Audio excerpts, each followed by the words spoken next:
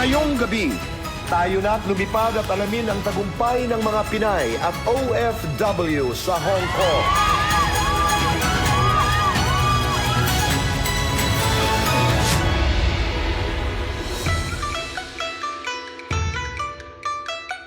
Magandang gabi Pilipinas at buong mundo. Welcome to Kaitan in Action with Boy Abunda. Happy Father's Day sa lahat ng mga tatay na nagmamasid sa atin ngayon. Well, unang-una sa ating Panginoon, Happy Father's Day sa Diyos Ama.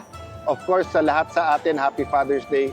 So, when we celebrate Father's Day, it's also a celebration of, who we are in the sense na parang, ako lumaki ako may peace and mind kasi nandyan si tatay.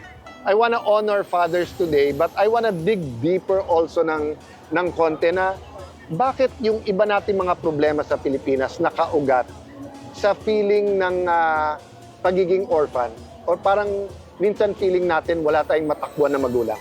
Diba? So, Father's Day is a day to celebrate, to honor, but it's also a time to think about our national identity. Bakit?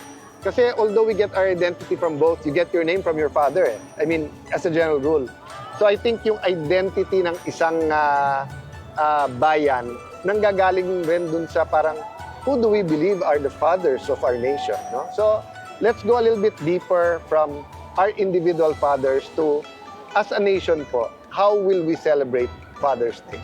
Pero may tanong ako, Kuya Alan, dahil Father's Day ngayon, and you and Senator Pia would talk about Compañero, formidable, big name, accomplished man. He was a lawyer, he was a legislator, he was a very good human being. I've heard a lot of stories about Compañero Rene. Was it difficult for you to be in the shadow of a great father? In general, Kuya Boy, hindi. Talaga? Parang napaka-overwhelmed kasi ng love. Ang mahirap na part lang yung discipline at expectation niya. Pero yung expectation ng world iba. Kasi nga, parang tatay at nanay na may wings na in one sense, pag tinignan mo tatay o nanay, parang ang laki ng shadow. Okay. But on the other hand, yung wing parang nakaganyan. So, for example, Kuya Boy, isang kwarto lang tinutulugan namin. 2-in-1 na yon kasi mahal ang kuryente nung panahon na yon. So, ngayon pa rin naman, pero dati lalo na. No? Number 2, gusto kasi niya, kahit late siya umuwi, kita niya kami.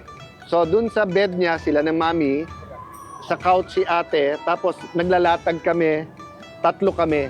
So, every night, makikita niya kami. Pag gising, usually gising na siya, pero pag hindi, punta doon, kiss lang sa kanya bago magbihis for school, no? It's more of, Kuya Boy, na parang uhaw na uhaw kami sa attention at sa oras niya. That's why sobrang special tong Hong Kong. Kasi in one sense, sa amin, dito namin siya nasosolo . So once a year, towards towards the 90s na, or late 80s, 90s, once a year, bawal mag-shopping the whole year, mag-iipon siya, tapos 4-5 days, dito kami, solo namin siya. No? Mami ko at mga anak solo. Oo. Kaya tayo nagdiriwang po ng Father's Day. Marami tayong mga kwento, marami tayong mga pasasayahin dahil sa ating mga games. Kaya dyan lamang po kayo dahil magbabalik po ang Kaitano in Action with Boy Abunda.